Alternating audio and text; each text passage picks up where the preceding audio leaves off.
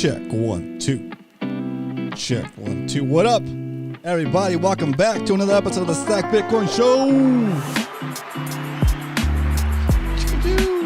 Chicka chow. What's up, guys? It's Wednesday. We're halfway through the week, and Trump is still wrecking stuff. So, best way to protect yourself, saving Bitcoin. It's plain and simple. Today, we're going to talk about why you need Bitcoin, as if it wasn't obvious enough. Koji Monster in the house, let's go! Round of applause from the live studio audience for Koji Monster, just for tuning in. Thanks for hitting that like button too. Wow. 3 concurrent viewers, 3 likes. We're getting off to a great start. Just chilling. Bitcoin did come up a little bit. It hit as high as 88,600 right before Trump started talking. And then 85,000. But still, it's up. It's higher than it was last week, right? So it's higher than it was on our last purchase even. So it's starting to go up. We'll see. April Fools had me for 10 seconds. Let's go. Sorry about that. But yeah, let's kick things off with, the Bitcoin strength. Today, the price of Bitcoin is $85,613.46. You can buy 1,168 Satoshis for a single dollar. What the heck is a Satoshi? A Satoshi is a fraction of a Bitcoin, just like a dollar is made up of 100 cents. The Bitcoin is made up of 100 million Satoshis. So when you see the price of Bitcoin at $85,580, don't be afraid. You don't need to save up that much money to get into Bitcoin. You can start with as little as $1, okay? Because you don't save up to buy Bitcoin, you save in Bitcoin. And that is the premise of the show here. We're buying Bitcoin every Monday through Friday, a minimum of $20. When the price of Bitcoin is below our average buy price for 2025, we buy $40. If it's the lowest price we've seen in the whole year, in this case in 2025, we'll do a quadruple stack, which is $80. Okay, that is a premise. And we buy every day, okay? Every weekday, that is. Every weekday that we're live. Okay. That is the price of Bitcoin. Today you can buy about 11 Satoshis for a single penny. So it's still very, very affordable, okay? That is the Bitcoin strength. Oh, got my fader going. Got my fade working now. All right. So, next order of business is, of course, talk about the main topic of the show, which is why we stack. Okay, we're gonna talk. This segment was designed to help new Bitcoiners understand why we need to save in Bitcoin. We'll keep it super simple today, so we can get to the next phase where we just look at our stack and buy. But if you're new to Bitcoin, you're trying to figure out what's the point. Why should I be buying Bitcoin? What's the point? Why can't I just save in dollars? Why can't I just save in whatever money that works for me here in my country? Right? It's less of a hassle. I could just save in dollars. I could just save in pesos. I could just save in whatever. But the thing you need to understand is that when you save in the government money, you're letting them debase you. So if you save in dollars, for example, the purchasing power of those dollars is always being diluted. It's getting less and less.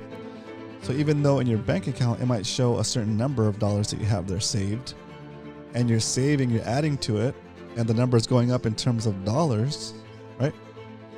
Well, at the rate of inflation, you're losing purchasing power. So even though it looks like you have more dollars in your savings account, if you're not increasing it at about 10% year over year, then you're losing value. You're losing purchasing power. Even though it might look like you have more cash because you've been adding to your savings, that cash can buy less and less things. So relative to the rest of the world, you're actually getting poorer, even though you're saving, because the government is stealing that wealth from you via a process called inflation. When they grow the money supply, the value of each individual dollar in that money supply is less. The purchasing power of that individual money in that money supply is less. So the longer you save in dollars, the more they can continue to steal from you.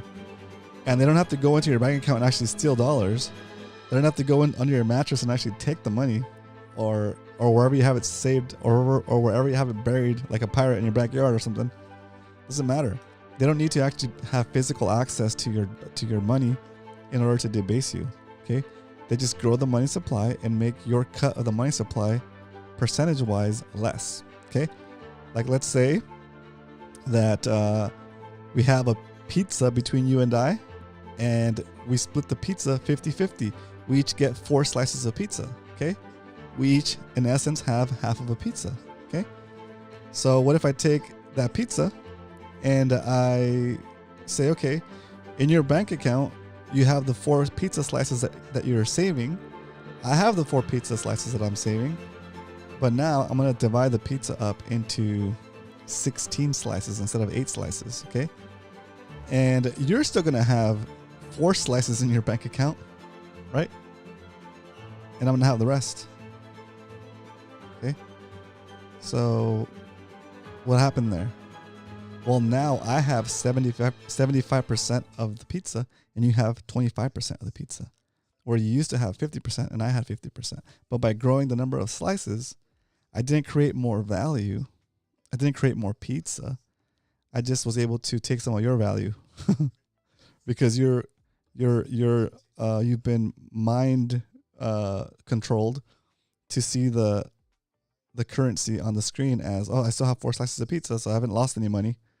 Even though you've lost you've lost half of your purchasing power. You've lost 50% of your purchasing power, right? Because you had 50% of the whole pie. Now you just have a quarter of the pie, so you lost half of your half, right? And I gained half. I gained that half. So I by expanding the money supply, expanding the number of slices, I added to the value that I stole half of your value, and you didn't even notice it. Right, that's what they're doing constantly with dollar system. So when you save in dollars, you're constantly going to get debased, and you will constantly won't be able to save up for things because the prices of things are going to reflect that loss of purchasing power in the dollar faster than you can save for things. Okay, so what's the solution? I'm not just going to jump on here and tell you the problem and leave you hanging. The solution is very simple.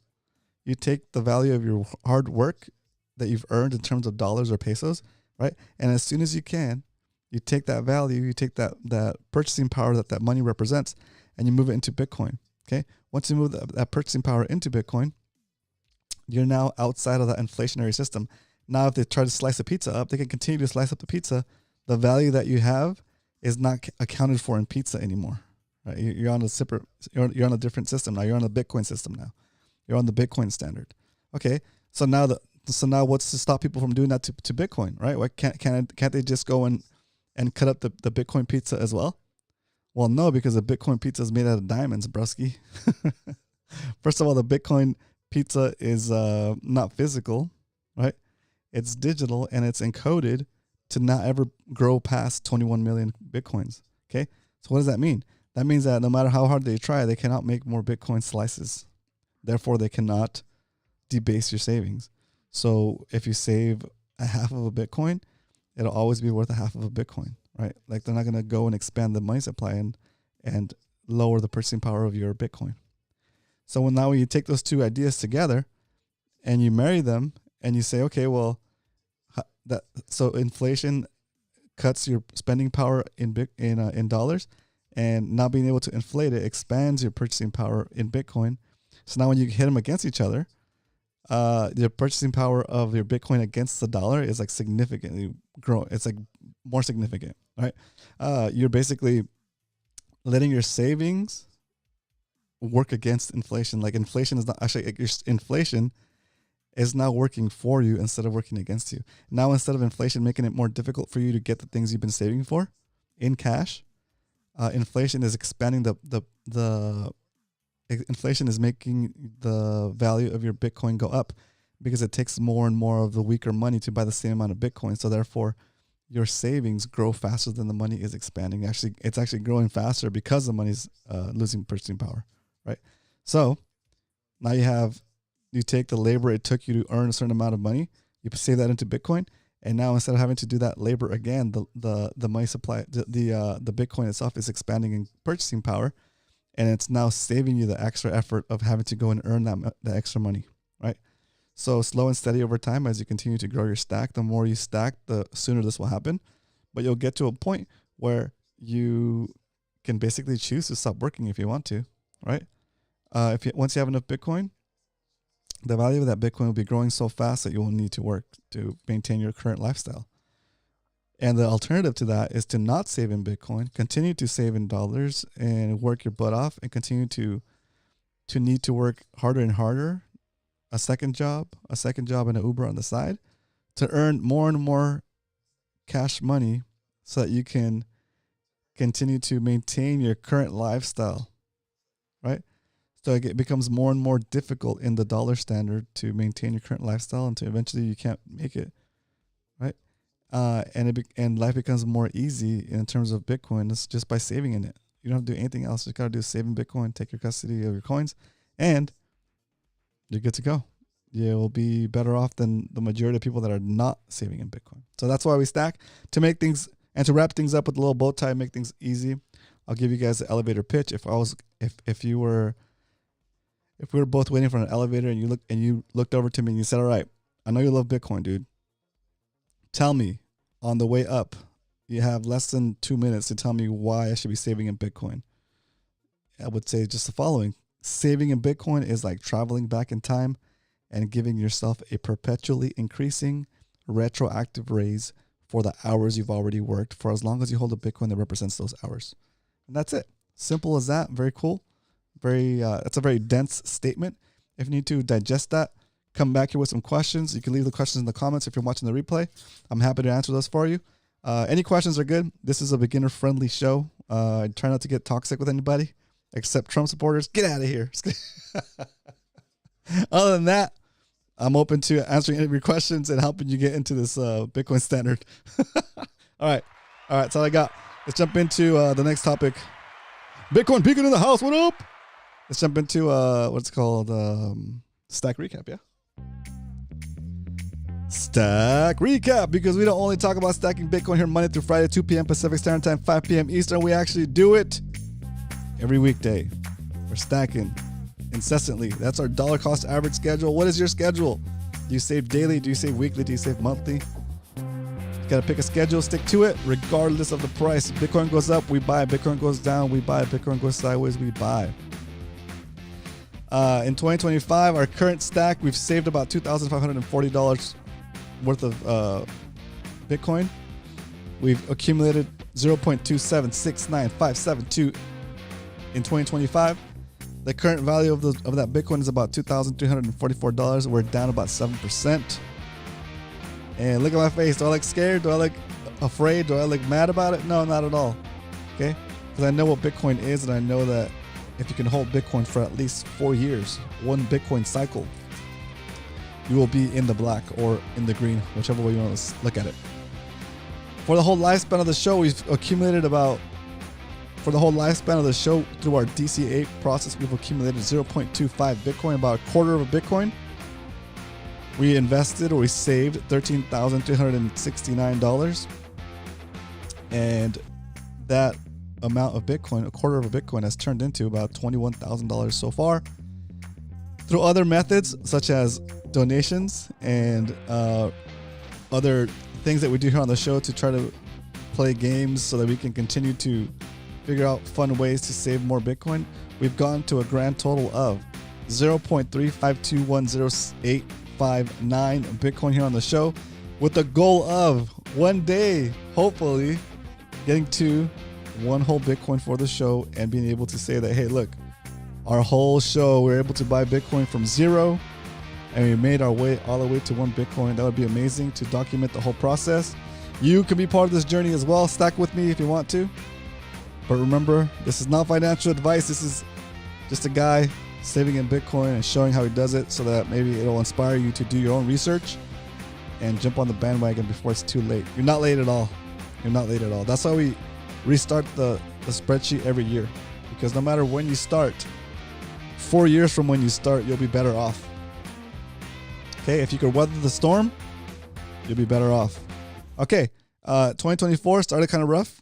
same thing. We're down about 20% at one point, but now we're up 40% on our stack that we accumulated here during the show in 2024. So just goes to show you, we saved about $7,000, and that stack is currently worth about $10,000. So if you can hold on to it long enough, you'll be in the green. Again, this is only, and this whole show has only been around for about 22 months now, or 23 months. Next month will be our 2-year anniversary, and it's gonna be crazy. But even with only holding Bitcoin for about 2 years, we're still up about 62%. So we'll see where we are. We'll see where we are at in another 2 years, which will be our first Bitcoin cycle, full cycle for the show. It's pretty awesome. All right, so that is the stack, and that is the recap. So today the price of Bitcoin is 84,531. It seems like it's been at 84,000 a lot. It seems like it's been there a lot. So our average buy price for 2025 is $93,000 Bitcoin. So today, since the price of Bitcoin is below our average buy price for 2025, we're going to do another $40 stack. Man, we've been doing $40 stacks for a while. Look at this. I think this will be like our 41st or 42nd $40 stack. Okay. So now that we know how much Bitcoin we're going to buy, there's only one thing left to do. Time to stack some Bitcoin. All right, we're gonna stack here on the what's it called? We're gonna stack here on the Strike app. Bring that thing up. Oops, that's the price chart. There it is. Bring up the Strike app. Hit that buy button. Oops. Yeah, there it is. Boop. Hit $40. I was about to type in 400. Hit $40. Hit next. There it is. It's queued up. $40 worth of Bitcoin today on the Stack Bitcoin show. Let's cut the music. Hit the drum roll. And hit confirm. Buying $40 worth of Bitcoin today on the Stack Bitcoin show on a Wednesday. And just like that, successfully stacked an additional. Oh, easy there. Easy there, soundboard. Successfully stacked an additional 46,662 Satoshis to the stack. Let's add that to the spreadsheet today. 4,225. We bought at yesterday. We bought 85. What? Cool.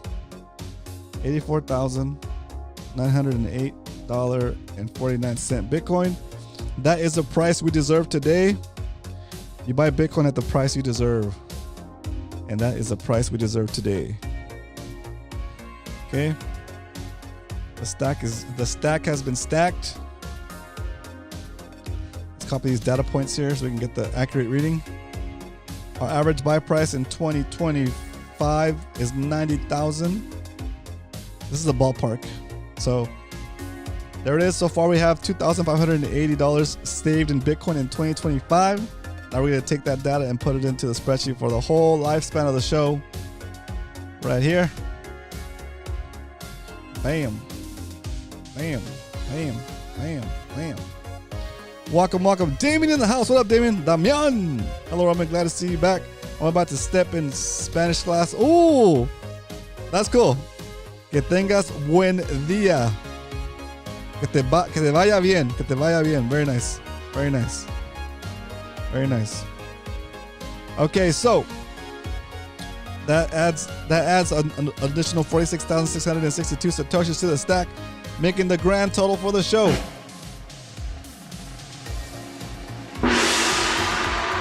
$0.35257521 Bitcoin for the show. And there it is. Well, on this little dip. We bought some on this little dip, huh? Hopefully it just takes off from here. Hopefully. But just like that, the Bitcoin has been purchased. Where's the low ADR? Dang, we're outside the range. We're outside the range. And when's...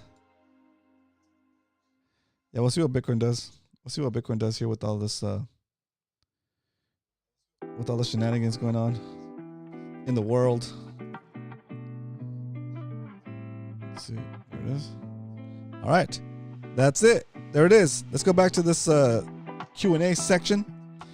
If you guys have any questions or comments, if you're new to the show, feel free to ask me any questions. I'm an open book. If you're new to Bitcoin and you're buying Bitcoin and you're leaving it on the exchange, please do consider learning how to custody your coins. Because if something were to happen to that exchange, there goes all of your Bitcoin. And until you move that Bitcoin off of the exchange, it's in essence paper Bitcoin. It's not real. It's not real based on the Bitcoin network. The Bitcoin network doesn't see your Bitcoin until you have the exchange send it to you to a wallet you have the keys for and you have control over. And then when you see it on the blockchain, then it's verified. It's verified, and it's going to continue to be verified every 10 minutes by the miners. And you can rest assured that you have your Bitcoin. Okay. Another form of paper Bitcoin is Bitcoin ETFs. Do not buy the Bitcoin ETF unless you have money that you can't take out in cash. It's trapped money, like maybe from an old 401k or Roth IRA or something. But if you can get the cash, buy the real stuff. Buy the Bitcoin. ETFs, even what's it called? What's that company? MicroStrategy stock. Even that is it's paper Bitcoin. It's secondary Bitcoin. It's not the real stuff. Okay, you want the Bitcoin. You want the Bitcoin, not the derivative of Bitcoin. Okay, and it might be tempting because maybe the growth might be a little bit faster with the MicroStrategies, or you get more.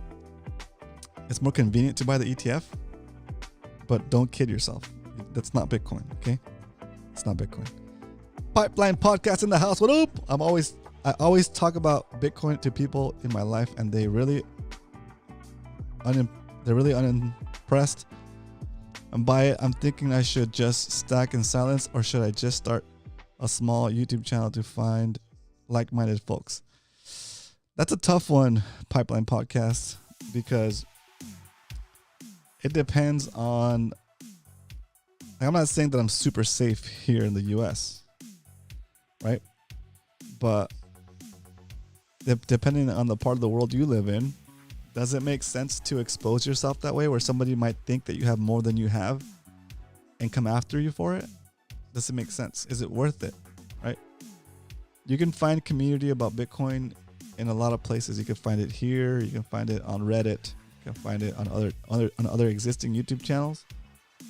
You don't necessarily have to become a host or start your own channel to be part of that community, right? And assume those risks. And there are risks, right? But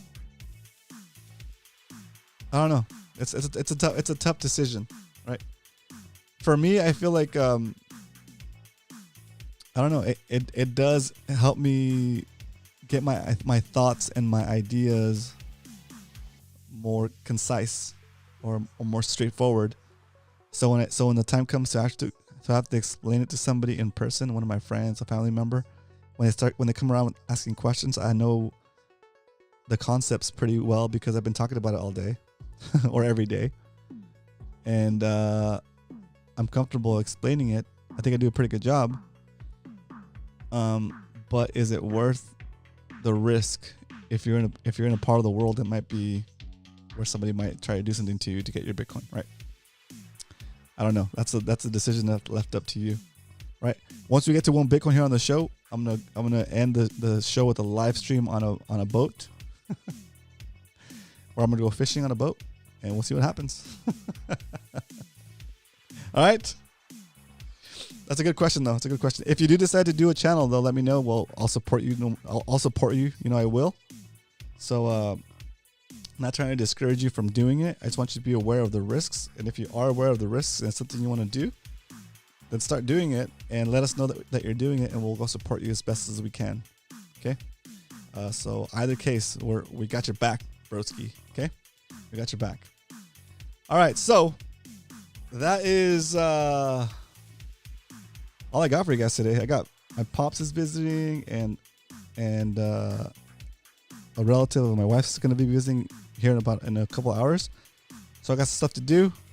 And get ready for that. I also got jiu-jitsu today, so it's gonna be a good day. So with that, if you guys have any other questions, leave it in the chat. I'll leave it in the comments for tomorrow's episode.